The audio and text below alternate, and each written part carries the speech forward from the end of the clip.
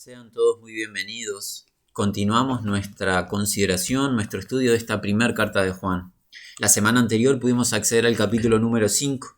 Juan, este siervo del Señor inspirado por el Espíritu Santo, continúa enseñándonos verdad concerniente a Dios y concerniente a aquellos que creen en Dios y en la obra de su Hijo Jesucristo, esas características que les acompañan.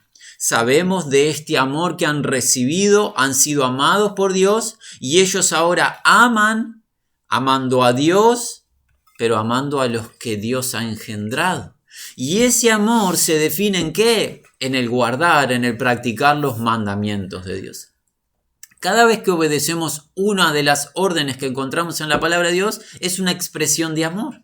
No hay una sola de ellas que pueda ser considerada como un daño. Todo lo que Dios ha establecido en sus mandamientos es bueno. Las cosas que Él nos dice que debemos hacer y las cosas que Él nos dice que no debemos hacer. Todo es bueno y es parte de la expresión de amor. Recordemos, no debería sorprendernos, Jesús le dijo a sus discípulos, el que me ama, que hace mis mandamientos guardará. El Padre le amará, vendremos a Él, haremos morada con Él. El que no me ama no guarda mis palabras. El amor a Dios no solo es expresado con nuestras palabras de gratitud, en cánticos, decir cosas buenas acerca de Dios, eso está bien, lo debemos hacer. Pero el amor a Dios en plenitud es disponer nuestras vidas a obedecerle. De esa manera le honramos. Alguien dirá, ¿cómo se puede obedecer a Dios? Le obedecemos porque hemos recibido salvación. Nadie puede obedecer a Dios sin haber sido salvado previamente. El nuevo pacto enseña que Dios se encarga de cambiar el corazón del individuo de un corazón de piedra a un corazón de carne, limpiarle de las inmundicias de los ídolos y escribir su ley en la mente y corazón de ellos y hacer que las criaturas nuevas empiecen a andar en sus estatutos y ponerlos por obra. Y eso de criaturas nuevas que demuestra nuevo nacimiento. Nace de nuevo el que cree en la palabra de verdad y ese nuevo nacimiento se expresa, se manifiesta, se empieza a evidenciar en esta vida de amor. ¿Es importante nacer de nuevo? Bueno, el que no nace de nuevo no entra al reino. Recordemos las palabras de Jesús a aquel prójimo Nicodemo. Es necesario nacer de nuevo para entrar al reino. El nuevo nacimiento sucede en el momento, en el instante que la persona crea el Evangelio. Y eso es lo que te invitamos a ti, amigo o amiga, que nos acompañes a creer en el Evangelio de la gracia de Dios para experimentar esta gloriosa realidad de la salvación. Creer en Jesucristo. ¿Quién es Jesucristo? De Él da testimonio la palabra de Dios. Lo ha dado en todo este tiempo que hemos trabajado y hoy nos va a contar Juan un poco más acerca de este Jesús. ¿Quién Él es en realidad? No qué imaginan los hombres acerca de Él, quién Él es. Para ello invitamos a dar lectura a la primera carta de Juan. Este es el capítulo número 5, comenzando con el versículo número 6. Dice la palabra de Dios, versión Reina Valera, este es Jesucristo, que vino mediante agua y sangre. No mediante agua solamente, sino mediante agua y sangre. Y el Espíritu es el que da testimonio, porque el Espíritu es la verdad. Porque tres son los que dan testimonio en el cielo, el Padre, el Verbo y el Espíritu Santo, y estos tres son uno. Y tres son los que dan testimonio en la tierra, el Espíritu, el agua y la sangre, y estos tres concuerdan. Si recibimos el testimonio de los hombres, mayor es el testimonio de Dios, porque este es el testimonio con que Dios ha testificado acerca de su Hijo. El que cree en el Hijo de Dios tiene el testimonio en sí mismo. El que no cree a Dios le ha hecho mentiroso porque no ha creído en el testimonio que Dios ha dado acerca de su Hijo. Y este es el testimonio que Dios nos ha dado, vida eterna. Y esta vida está en su Hijo. El que tiene al Hijo tiene la vida. El que no tiene al Hijo de Dios no tiene la vida. Y vamos a frenar, como lo hemos dicho muchas veces, por un tema de tiempo. Si el Señor lo permite, avanzaremos semana entrante. En los primeros versículos del capítulo 5, como hemos afirmado, especialmente en los versículos 4 y 5, Juan nos habló de esta victoria que hallamos en Cristo Jesús. Al creer en Él, pasamos a ser victoriosos. Dios nos ha puesto para alcanzar victoria, más no las victorias que el mundo enseña de éxitos personales, conquistas, lo que fuese. La victoria en estas luchas, la victoria hacia el mundo, la victoria hacia nuestro adversario, incluso la victoria sobre la muerte. Todas las victorias que Cristo conquistó, Él es el victorioso y Él nos da su victoria. Cuando creemos en Él, empezamos a vivir esta vida de victoria en el apartado espiritual, a través de la fe. Este Jesús, ¿quién es? ¿Es la pregunta? Bueno, este Jesús, el versículo 6 empieza a describir. Este es, acerca de Jesús, de quien habló anteriormente, este es el que vino por agua y sangre, Jesús Cristo, no por agua solamente, sino por agua y sangre. Y el Espíritu es el que testificando, porque el Espíritu es la verdad. Muy bien, versículo 6, este es, ya dijimos, está haciendo referencia a de quien habló en el versículo inmediato anterior, en el 5, Jesús el Hijo de Dios. El que cree que Jesús es el Hijo de Dios vence al mundo, dijo en el versículo 5. Ahora en el versículo 6 continúa lo mismo. Quizás en tu escritura tú tengas algún título intermediario entre el versículo 5 y el versículo 6. Esos títulos que tú lees son agregados humanos para una división de los temas. Está bien, son intentos de asistencia, pero ojo. Que haya un título entre el versículo 5 y el versículo 6 no modifica nada la enseñanza. Cuando Juan escribió no hay títulos intermediarios, ni siquiera hay números en los versículos. Eso ha sido añadido posteriormente por un tema de orden. ¿Qué significa? Que de quien habló en el versículo 5 es del que está hablando en el versículo 6. No hay una nueva persona que haya sido involucrada. El Hijo de Dios, en quien al creer tenemos victoria, de él está hablando el versículo 6. Este es, ¿quién? El Hijo de Dios, Jesús. Este es el que vino por agua y sangre, Jesús Cristo. Empecemos por el final de esta sentencia. Jesús, el nombre que le fue dado, Cristo en esta función de ungido de Mesías el Salvador. Jesús de Nazaret, el ungido de Dios, vino, y la idea es vino al mundo por agua y sangre.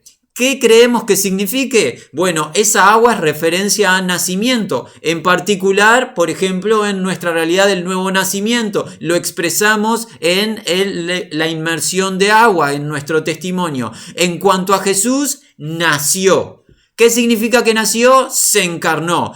Habíamos aprendido anteriormente de Jesús que es el unigénito Hijo de Dios, que es una referencia a la divinidad. Jesús es un ser eterno, el Dios eterno, el cual en un momento de la historia por voluntad del Padre se encarnó. Por el poder del Espíritu Santo fue concebido en el vientre de una jovencita virgen llamada Miriam, o en nuestra lengua María, y que ella alumbró, dio a luz a la humanidad del Dios eterno. El Dios eterno, el cual se encarnó y vino y anduvo entre nosotros. Y Juan dijo, y vimos su gloria, la gloria como del Padre, lleno de gracia y de verdad. Forma de siervo sufriente tomó y se encarnó. Creemos por el agua, es una definición de nacimiento. Se encarnó con propósito. ¿Qué propósito? Está definido por la segunda palabra, sangre. Sangre es una expresión de ¿qué? Sacrificio. ¿Sacrificio de qué? De vida. Recuerda, la vida está en la sangre, dice la Escritura. La sangre de Cristo fue derramada. ¿Por qué razón? Para redimirnos de toda iniquidad y llevarnos a Dios. Por la sangre Jesús abrió un camino nuevo y vivo al Padre, al cual puede acceder la persona que en Jesús crea. Por ende, el agua nos habla de la encarnación de Cristo, nació. Y la sangre nos habla del motivo de la encarnación, sacrificar su vida para redimirnos. Este es el testimonio que las Escrituras dan. Este es el verdadero Jesús, el Dios eterno, quien se encarnó, y a esa eterna divinidad se le añadió humanidad semejante a la nuestra, y siendo expuesto en debilidades, luchas, al igual que nosotros, él fue sin pecado, pero aquel que fue sin pecado, aquel que no conoció pecado, por nosotros el Padre lo hizo pecado para llevarnos a Dios, para redimirnos de toda iniquidad, porque Cristo fue dado por nuestras transgresiones y resucitó para nuestra justificación. El agua y la sangre nos hablan de la encarnación de Cristo y el objetivo de dicha encarnación, sacrificarse, porque la sangre denota sacrificio. Sacrificio sustitutivo, ofrenda. Cristo derramó su vida para rescatarnos y es la única manera que el ser humano sea rescatado, no hay otra. No hay religión, no hay obra humana, no hay acción terrenal, celestial o debajo de la tierra o lo que fuese de ninguna parte remota del universo en el que podamos ser salvos, sino en la obra redentora de Cristo Jesús. No hay otro nombre dado a los hombres en quien podamos recibir salvación. Este es Jesús el Cristo, el que vino por agua y sangre, o sea, se encarnó. Y se encarnó para sacrificar su vida, para entregar su vida, para redimirnos. Entregó su vida en sacrificio. ¿Cómo sigue? No por agua solamente, sino por agua y por sangre. Enfatiza lo que expresó al comienzo. Y, aquí hay una clave. Y el Espíritu es el que testificando, porque el Espíritu es la verdad. Muy importante. ¿Qué dijo Jesús acerca de sí? Evangelio de Juan. Hacia el final de su ministerio, horas previas a ser arrestado, yo soy el camino, la verdad y la vida. Ahora aprendemos que la verdad es Jesús y la verdad es el Espíritu de Dios, el Espíritu Santo. Y ya aprenderemos de esta unión entre Jesús, el Espíritu, y el Padre en el siguiente versículo. El Espíritu es la verdad. Y el artículo definitivo denota que ¿qué? Contrario a lo que el mundo enseña, existe la verdad. Verdad absoluta, la cual es Cristo, la cual es el Espíritu. Y el Espíritu de verdad nos anuncia la verdad, nos testifica la verdad, nos guía la verdad. Nos enseña todas las cosas y testifica acerca de quién. De Cristo. Él tomará de lo mío y me glorificará. ¿Quién? El Espíritu, el Confortador que Él habría de enviar desde el Padre. Este Espíritu testifica acerca del Hijo. Si tú dices tener el Espíritu Santo, no puedes creer en otro que no sea en Jesucristo, porque el Espíritu Santo no testifica de nadie que no sea Jesucristo. Nótese, el Espíritu es el que testificando. ¿Qué testificando? Que Jesús vino en agua y por sangre. El Espíritu testifica de la humanidad de Cristo y de la divinidad de Cristo. Testifica del sacrificio de Cristo en la cruz del Calvario y de la resurrección de Cristo. El Espíritu Santo da ese testimonio en una vida. Da ese testimonio cuando se anuncia el Evangelio y da ese testimonio en la convicción del oyente del Evangelio. El Espíritu es la verdad. Jesús dijo que le dijo a sus discípulos: vosotros me seréis testigos porque habéis estado conmigo al principio, y el Espíritu Santo testificaría también. El Espíritu Santo testifica en el libro de los Hechos. Pedro y Juan, dando testimonio, hablan que el Espíritu Santo testificaba de estas cosas como ellos testificaban acerca del Hijo de David, su obra y su postrera resurrección. Dios da un testimonio concreto. Su testimonio es acerca de la encarnación de su Hijo, y la razón de la misma es para redimirnos de iniquidad, o sea, de todos nuestros pecados. ¿Por qué? Porque era necesario que un hijo de Adán resolviese el problema del pecado. Adán pecó y en Adán todos morimos porque la paga del pecado es muerte. Adán pecó y el pecado de Adán pasó a todos los hombres. El problema del pecado no lo podía resolver un ángel o un animal o ninguna otra criatura. Un hijo de Adán tenía que resolver el problema del pecado. Pero el problema es que todos los hijos de Adán son ¿qué? Defectuosos. Somos defectuosos, todos somos pecadores. Por ende, el hijo de Adán tenía que ser un hijo perfecto. ¿Y cómo puede un hijo de Adán ser perfecto? Solamente si Dios se encarna. El Dios eterno perfecto se encarnó y a esa eterna y divina perfección, esa deidad eterna, valga la redundancia, se le añadió humanidad, pero esa humanidad sin pecado. Porque el Hijo de Dios no pecó, no transgredió la ley de Dios, no hizo pecado ni se halló engaño en su boca. Por ende, Él está habilitado, capacitado para que entregar su vida en rescate por la nuestra. Por eso Él carga con nuestro pecado en la cruz del Calvario y 3 días después de haber muerto y sido sepultado, ¿qué? Resucita de entre los muertos para dar justicia a los que creen en su nombre. El que escucha este mensaje, el Espíritu Santo le convence de esta verdad, porque el Espíritu es la verdad. No hay otro mensaje para anunciar y el Espíritu Santo no viene a convencer ninguna vida de otra cosa. Si estás convencido de otra cosa y piensas que eso te hizo amigo, te reconcilió con Dios, no fue el Espíritu Santo, es otro espíritu operando. 7. Porque 3 son los que testificando en el cielo: el Padre, el Logos y el Espíritu Santo. Y estos 3, uno son. El versículo 7 nos cuenta una de las características o atributos de Dios. Si tú eres estudiante de las Escrituras, uno de los temas que deberías de invertir tiempo, te animamos a que lo hagas como un aliento de nuestra parte, es las características, los atributos de Dios.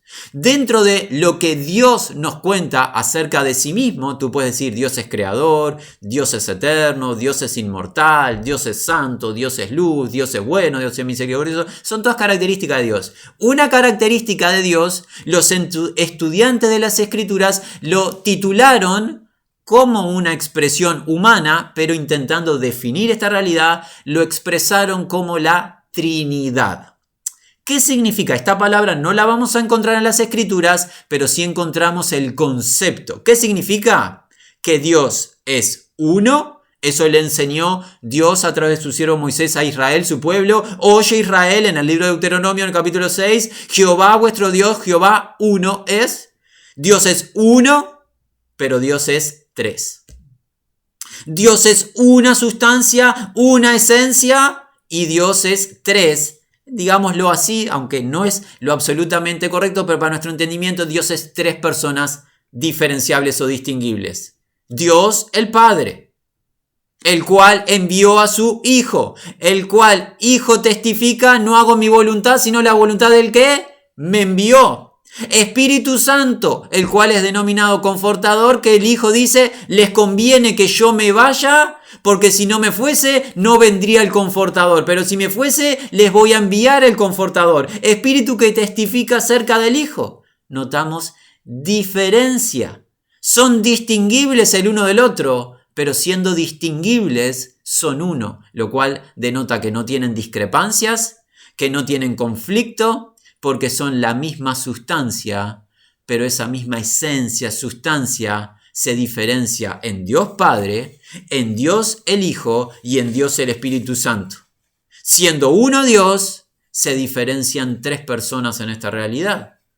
En estas expresiones que nuevamente son humanas, ¿por qué? Porque este tema que estamos tratando, al igual que muchos de los temas, no tiene contradicción alguna. Las Escrituras jamás se pueden contradecir así, pero no siendo un tema que traiga contradicción, sí es un tema que sobrepasa la lógica humana.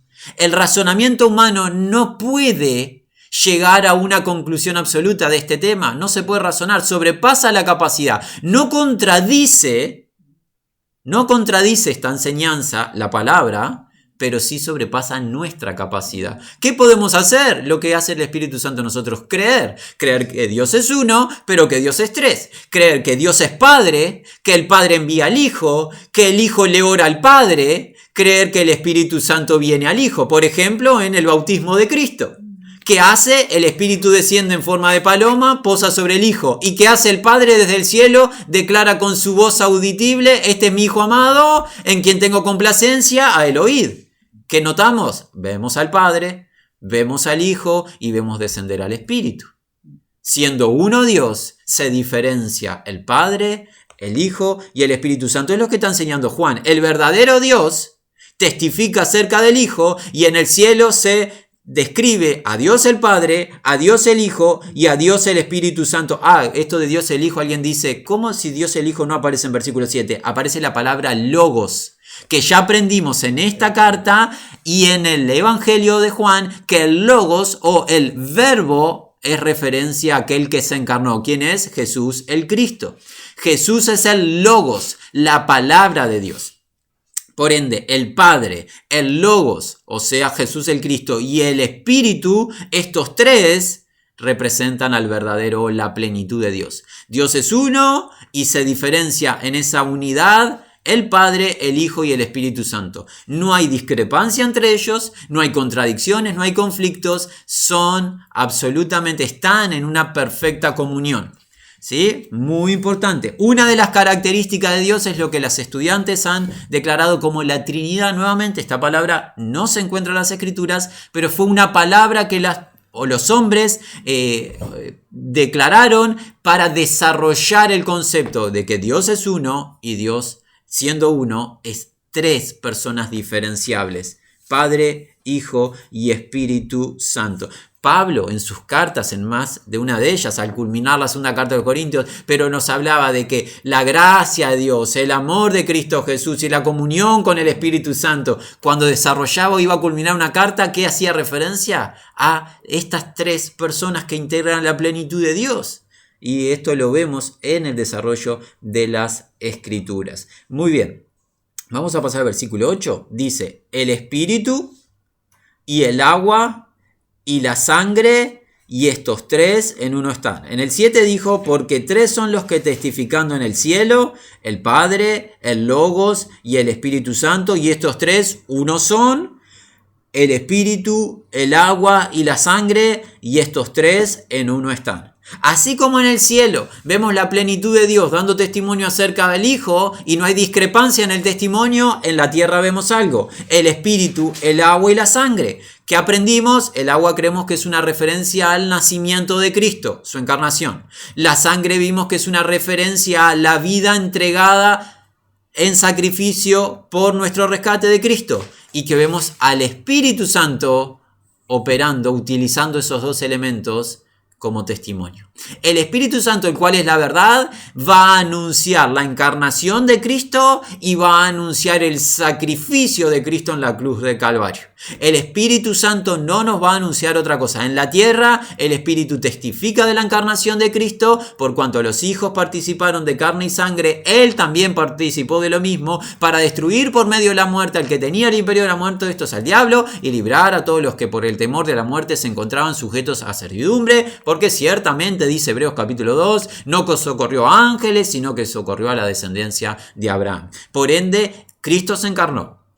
Y en su encarnación notamos el objetivo de la misma, el sacrificio de su inocente vida por nuestros pecados, para que un hijo de Adán, pero un hijo especial de Adán, Dios, hombre, entregase su vida perfecta como ofrenda y rescate por nuestros pecados, y Dios el Padre, el juez de vivos y muertos, aceptase dicho pago en la resurrección de entre los muertos y quedase nuestra deuda saldada. El versículo 9 es el que nos toca. Si el testimonio de los hombres recibimos, el testimonio de Dios mayor es. Porque este es el testimonio de Dios que Él ha testificado concerniente al Hijo suyo. Si el testimonio de hombres recibimos.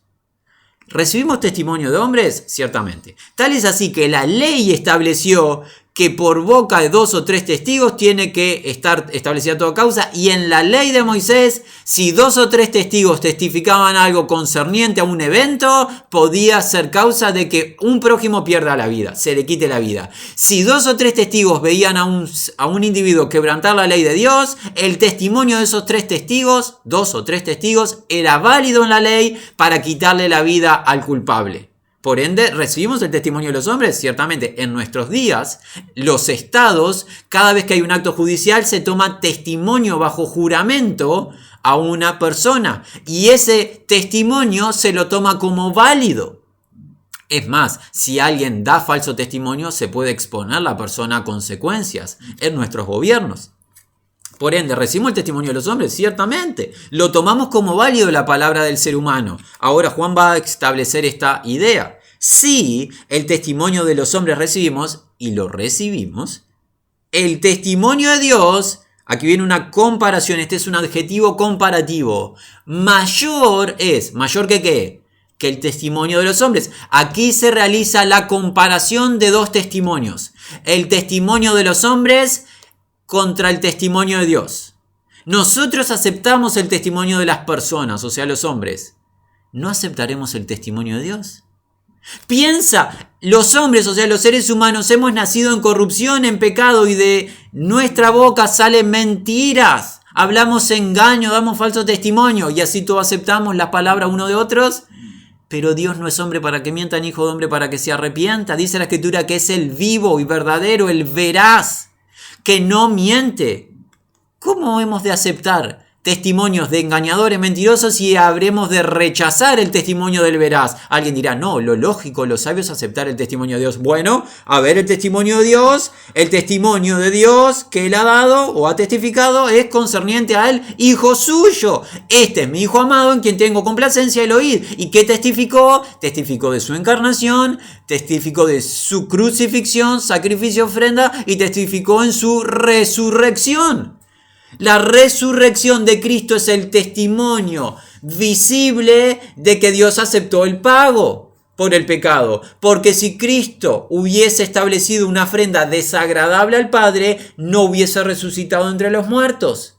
Como Dios se complació en la sangre que Cristo derramó por nuestros pecados, testifica la majestad resucitando a su Hijo entre los muertos, declarando que aceptó el pago. ¿Y cómo lo sabemos? Porque 40 días después de resucitar de entre los muertos y estar junto a sus discípulos, fue ascendido a la diestra de la majestad. Nadie accede a la presencia de Dios sin estar en un estado de perfección. Cristo es el único que puede acceder a la presencia de la majestad y estar a la diestra del Padre, porque es perfecto y su sacrificio fue aceptado. Ese es el testimonio que Dios te está dando.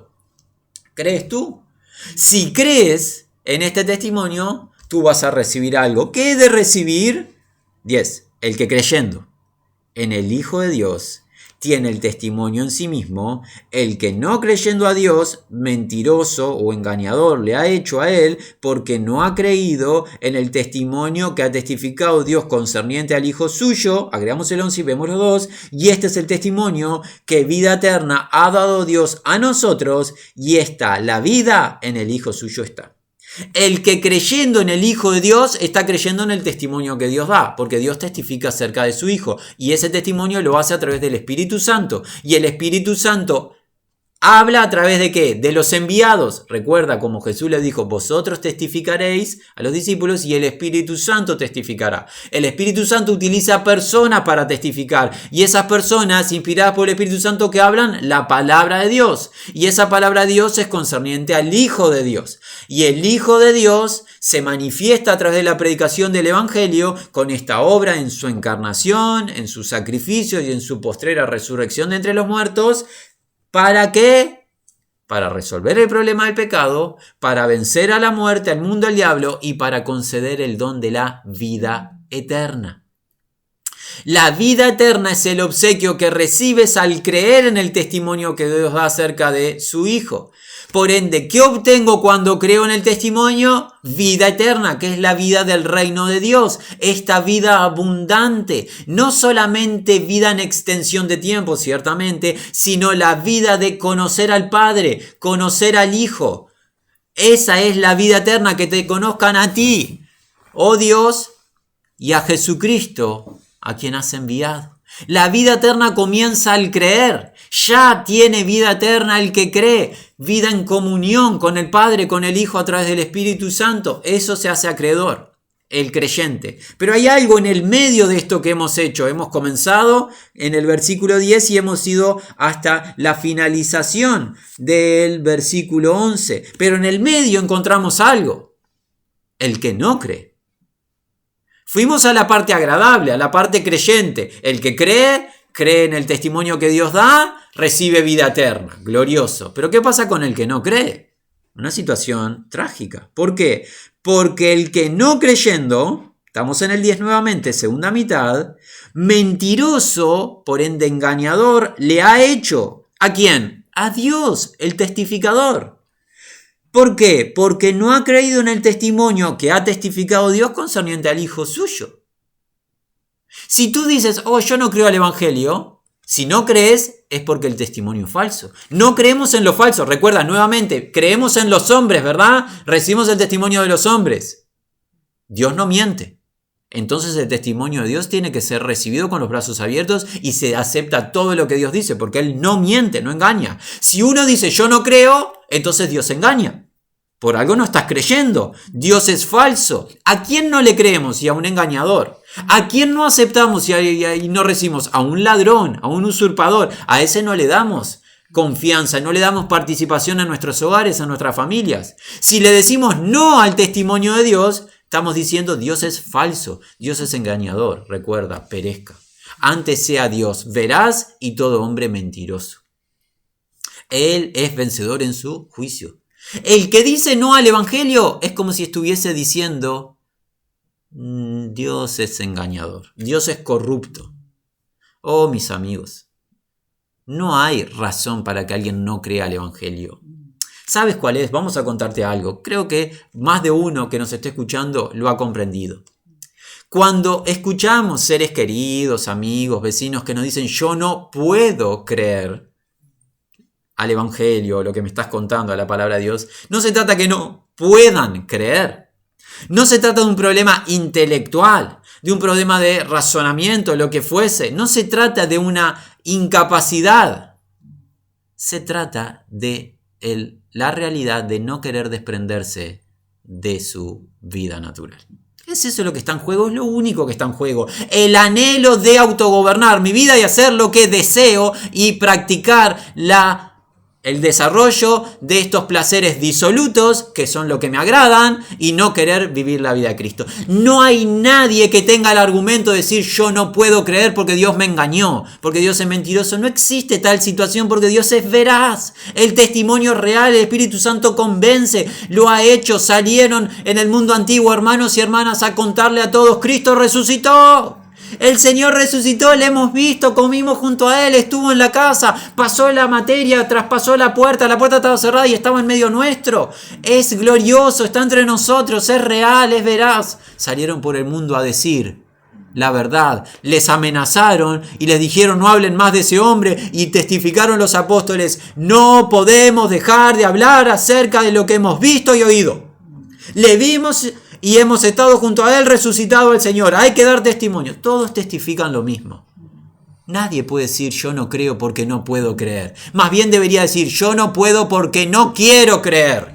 No quiero la verdad, no quiero el gobierno de Cristo, no quiero sujetarme, no quiero humillarme, no quiero reconocer mi estado. Quiero hacer lo que quiero, que es lo que el mundo ofrece, pero sabe, amigo oyente, que esa oferta del mundo proviene de un engañador. Aquel que vino para matar, robar y destruir. Él te ha dicho, con la enseñanza del mundo, que tú puedes gobernar tu vida y hacer lo que deseas. Y lo que desees hacer está bien. ¿Sabes cómo la Escritura llama eso? Camino ancho o espacioso. Tiene un fin. ¿Cuál es? Muerte. Y muerte condenatoria a padecimiento eterno. Jesús nos muestra otro camino, el cual es Él mismo. Un camino angosto con una puerta estrecha. Tiene un fin. Vida eterna. Si tú crees en Jesús, tú atraviesas el camino de gloria que es el camino angosto. Y el fin de ese camino, el cual es Cristo mismo, es la vida de gloria o la vida eterna. Si tú vas por el camino el cual el adversario te quiere convencer que es un camino de disfrute, supuestamente, con placeres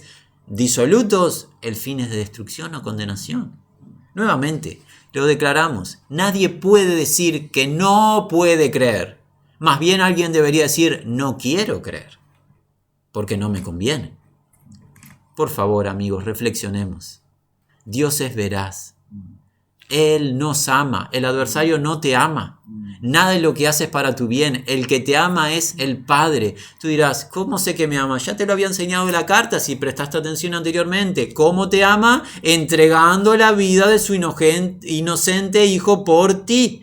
Te ama tanto como para que tú no pagues en una cruz ni con una eternidad de condenación, sino como para que el Hijo de Dios, Jesús el Cristo, cargue con tu responsabilidad y tu culpa de pecado sobre sí. El padecimiento que te correspondía a ti fue sobre Cristo. Eso es una demostración de amor.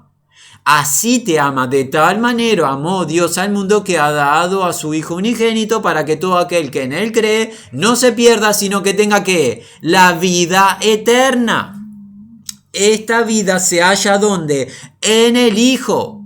No se halla en la mentira del engañador, porque el objetivo del engañador es matar, robar, destruir. Es más, el engañador ni siquiera él tiene vida de gloria eterna. ¿Qué le espera al engañador según las Escrituras? Ser lanzado en un lago de fuego para siempre. Su fin es de destrucción, de condenación. Si no puede salvarse él, no te va a poder salvar a ti. Él será destruido y tú, quien rechaces al Evangelio, participarás de la misma destrucción. Tú dirás, esta palabra es una palabra fuerte, no nos agrada. No se trata si es fuerte o no fuerte, se trata si es verdad. Y la Escritura dice que es verdad. Nosotros lo estamos repitiendo solamente con el anhelo de que Dios te esté hablando a través de nuestras voces, rogándote, reconcíliate hoy con Dios. Los medios de la reconciliación, ¿cuáles son? Uno, Jesús el Cristo. No hay otro medio de reconciliación que no sea Jesucristo.